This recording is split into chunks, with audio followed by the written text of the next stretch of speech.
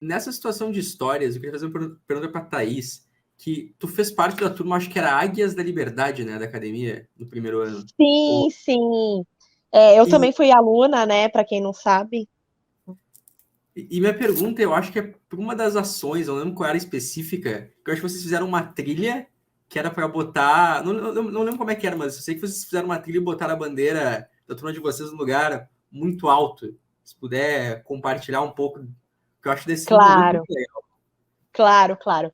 É até um incentivo, né, para a galera que está aí em casa, que ainda não se inscreveu na Academia MBL, porque não sabe como que funciona, ou então aqueles que já se inscreveram, mas ainda não sabem como é, enfim.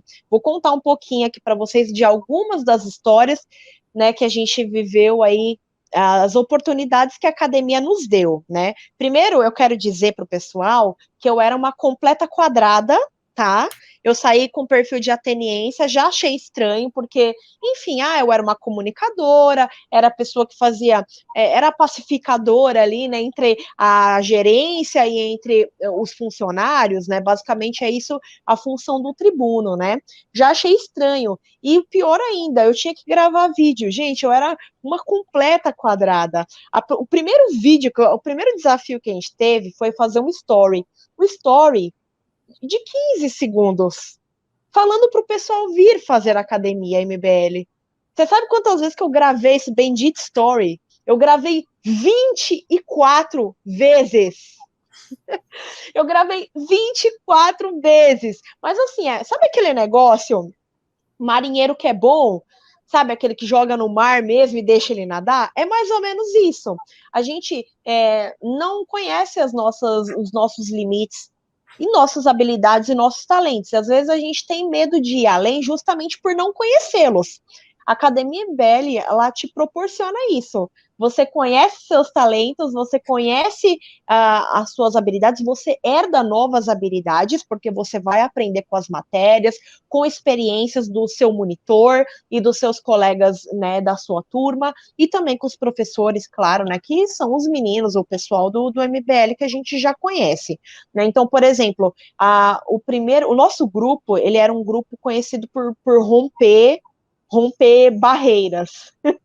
A gente gostava de ser polêmico, a gente gostava de polêmica, né? Então, a gente pensava assim nos atos mais doidos que possíveis para a gente poder fazer e chamar atenção para aquilo que a gente queria, né? Seja aprovação de um projeto de lei, ou seja, denunciação de algum crime, e a gente fez muito isso, né? O primeiro ato, depois, enfim, dessa gravação de vídeo, que era uma atividade individual, primeiro ato em grupo, foi logo já fazer um mamãe falei, ou mamãe falei não, era para fazer algum ato de rua. Aí eu, meu Deus, como é que eu vou fazer isso? Né? Aí eu tive a ajuda do meu amigo Elson, não sei se o Elson está assistindo, mas Elson, ó, beijo para você. Os meninos do meu grupo também eram muito competentes, o Nilos, que é de Salvador, coordenador agora, Daniel, né, que é do Macapá, e tem também o nosso amigo de Minas, que é o Paulo, né? E, meu, a gente se juntou e a gente deu muito certo. Então, o primeiro ato que a gente fez foi a Thaís Beleze, a única aqui de São Paulo, ir lá na Paulista, numa manifestação de esquerda, fazer um change my mind. Né? Então, o que a Thaís faz? A Thaís pega uma mesa de bar, leva lá para Paulista num dia de uma manifestação de esquerda, Eu vi coloca isso em aí. frente o carro do PSOL lá, com uma placa bem gigante, assim, com letras garrafais, escritas: as universidades federais brasileiras são ruins. Não concorda? Change my mind. Mas assim, tinha gente para dar piti ali, viu? Mas para sentar e dar argumentos e me quebrar no argumento não tinha, não. Então o pessoal ele gosta muito de criticar, mas chegar lá e bancar mesmo conhecimento, desbancar alguém que tem uma ideia, eles não são capazes, não. Por isso que eles passavam lá fazendo baderna, bagunça, né? Ou só queriam falar e não deixavam a gente falar. Esse foi só o primeiro dos desafios que a gente teve aí pela frente, que a gente fez a questão de deixá-los ainda mais apetitosos como conteúdo para o pessoal e ainda mais ardidos para serem feitos, né? Então, também já fiz Mamãe Falei, fui na Paulista questionar os bolsonaristas, né? Dei umas agulhadas neles, que eles precisavam, e é muito bom isso, porque principalmente a gente que é mulher, Quando a gente vai pra rua fazer um negócio desse, aí o pessoal dá entrevista, porque fala, é um anjinho. Vou dar entrevista assim pra mocinha de direita. É uma mocinha de direita, vou dar entrevista. E aí, quando começa a entrevista, percebe que a gente começa a encurralar eles com alguns argumentos e eles ficam completamente desconcertados, como a gente já sabe que acontece nos Mamãe Falês, né? E esse ato que a gente fez foi para chamar atenção para o Fora Bolsonaro, né, para juntar a galera ali para o 12 de setembro, e a gente tinha que fazer uma ação, enfim, que desse mídia e tudo mais. A gente pensou numa primeira ação, que eu vou revelar para vocês qual é, porque eu acho que vale a pena ser contado, só que a Nacional não autorizou. Poxa vida, hein? Professor Ricardo, professor Ian, nem deixaram a gente fazer com o que a gente queria. Viu? Caramba, o Renan adorou a ideia, gente. Que pena, né? Enfim. Aí o que a gente pôs como segunda opção? Cara, o que tem de mais louco pra gente fazer? O que tem de mais louco? Aí eu me lembrei, em 2011, eu fui fazer fui escalar uma montanha, né?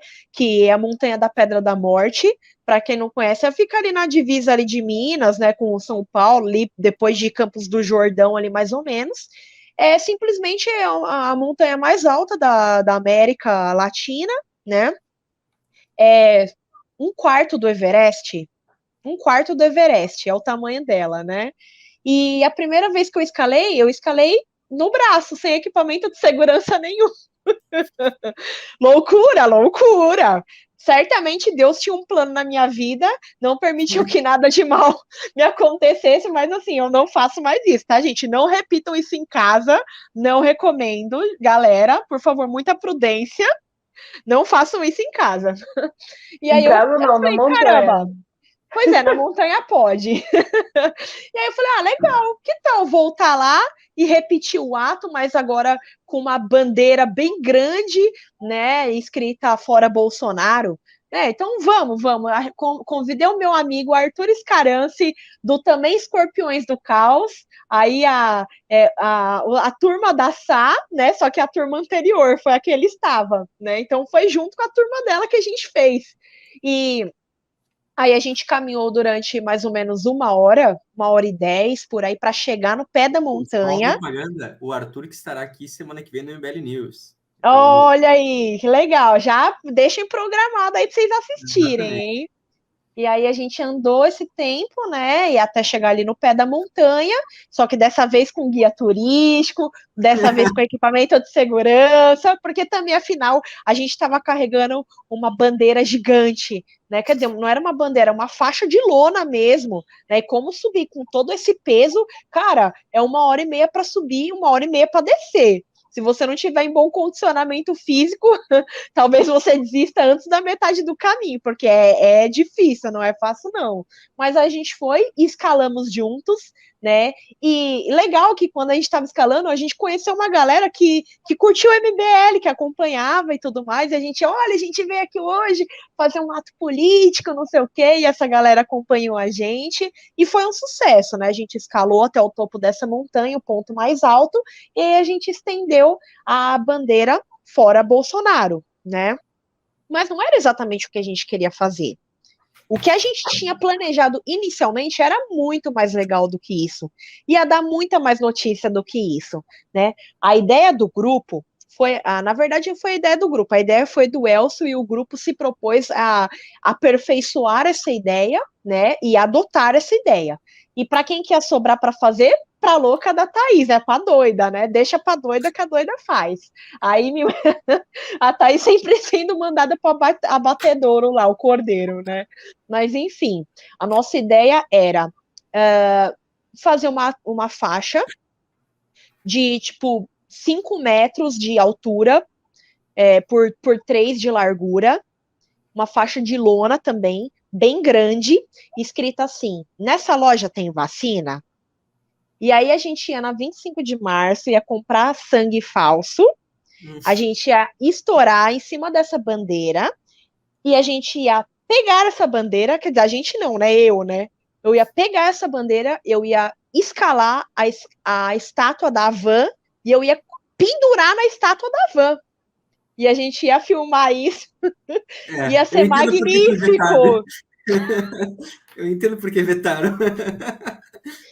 Porque realmente podia dar alguma complicação jurídica para a gente, mas a gente estava super disposto a fazer, não ia ser depredação ao patrimônio público e nem privado, porque a gente não ia prejudicar a estátua, gente. A estátua ia permanecer intacta do jeito que ela está.